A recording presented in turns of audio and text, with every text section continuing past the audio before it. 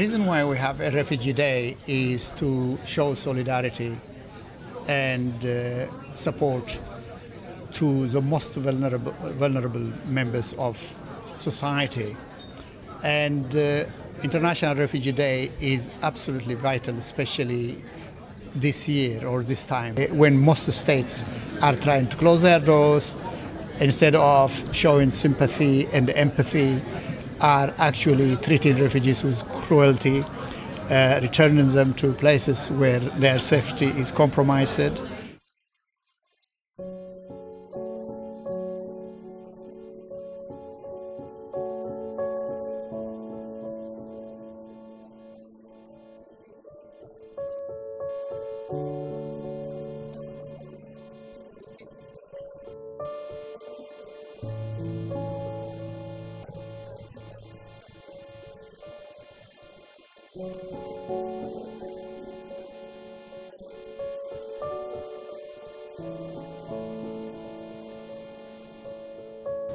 Our name, you ask.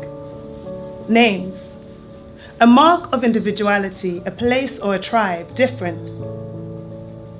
Differentiation, a cause of separation. Nations divide, worlds collide, with nothing to hide. Standing aside is us. You look like us. Me looks like us. We look like us. Solidarity, raising awareness about the crisis that we still continue to see, and show and encourage each other and the government to take action to support the refugees. We believe that each person, each one of you in this room has a role to play in changing the world. But the only way to do it is that change needs to start with oneself.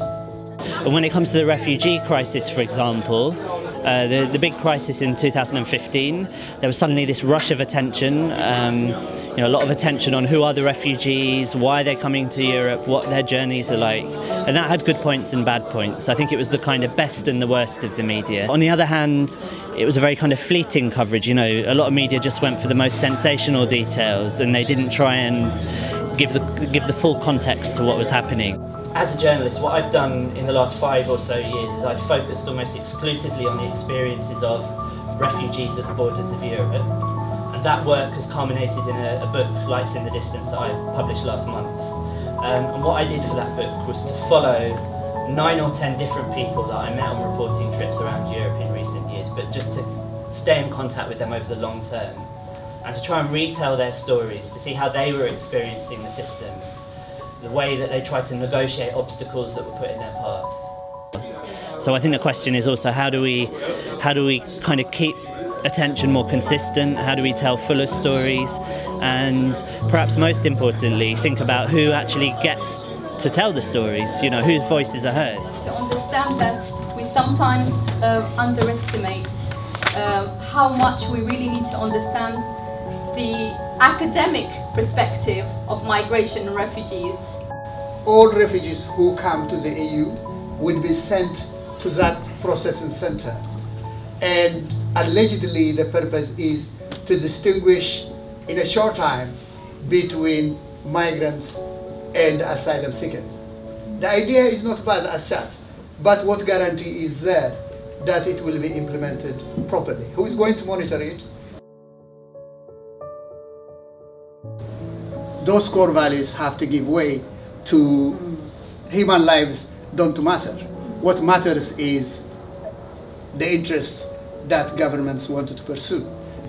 In times like this, every one of us has a responsibility to do our best, at least to share our views with our neighbors, with our friends. Refugees, they can contribute a lot in the host country that they come. So coming here, they can bring their knowledge to the host country. So it's important to mark the Refugee Days.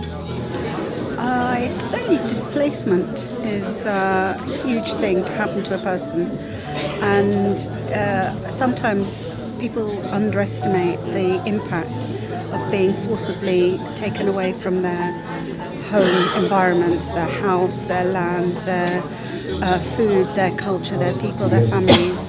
How do parents who are here, like me, how do we deal with that conflict in order to have children who are growing up like you, have a balance of both? I think intergenerational dialogue is quite imperative for both the parents and the young adults, the youths, to understand each other and come to a mutual ground. And so I urge all the refugees here, being that it's a World Refugee Day, that not to give up your cultural identity, because that tells you who you are, and your personal identity, which gives you the road to life to decide what you will do with what you've got, the tools that you've learned in the educational systems and in the national identity that you hold.